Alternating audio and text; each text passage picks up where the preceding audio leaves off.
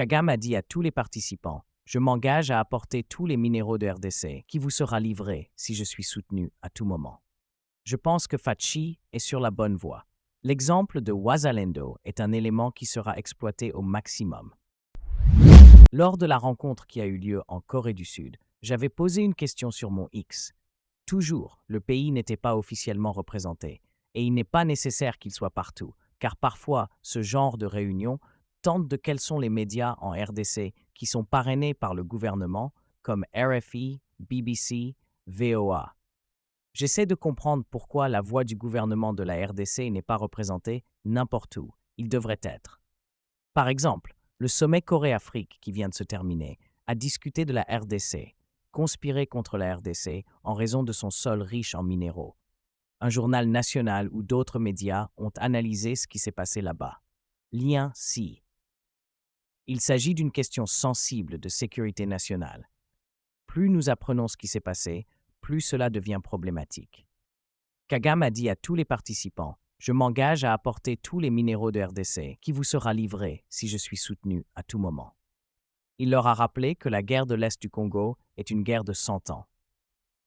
N'oubliez pas que même si la réunion avait lieu en Corée du Sud, c'est une colonie des États-Unis, avec le Japon, Israël et le Qatar.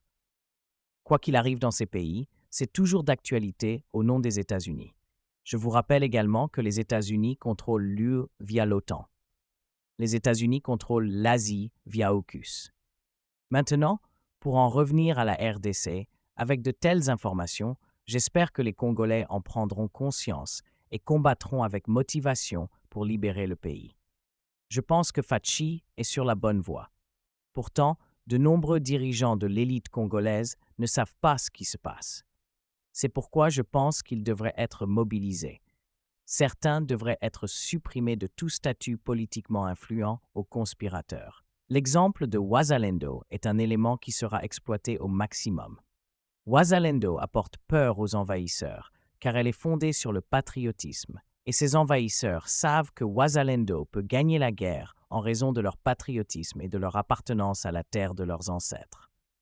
Le but de l'envahisseur est de tous les habitants locaux et prendre possession des terres. Solution 1.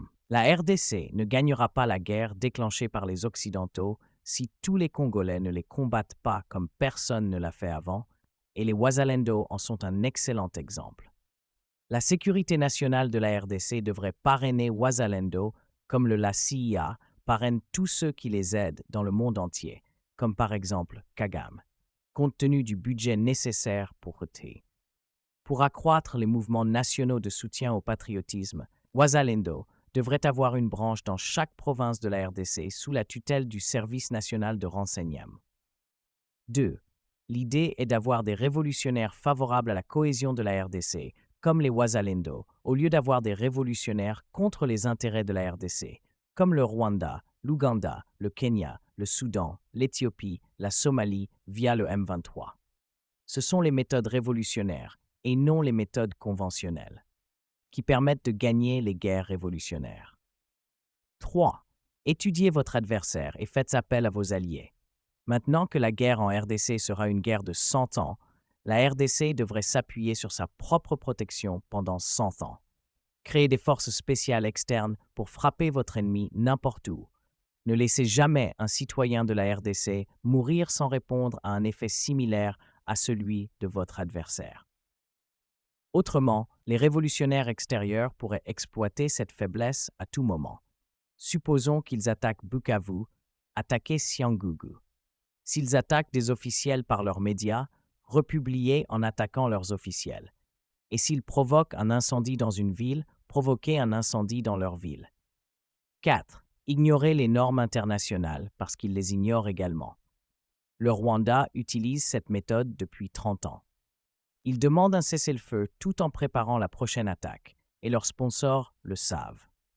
Les Wazalendo devraient être hébergés dans les services de sécurité nationale de la RDC et non la division des vétérans de l'armée. Habyarimana a souffert en défendant son pays, le Rwanda, simplement parce qu'ils avaient accepté de négocier. Vous ne négociez pas avec des gens qui ne respectent pas les accords. Le plan à long terme de la RDC, via le régime Kabila, devait occuper toutes les positions stratégiques en RDC et dans les institutions internationales.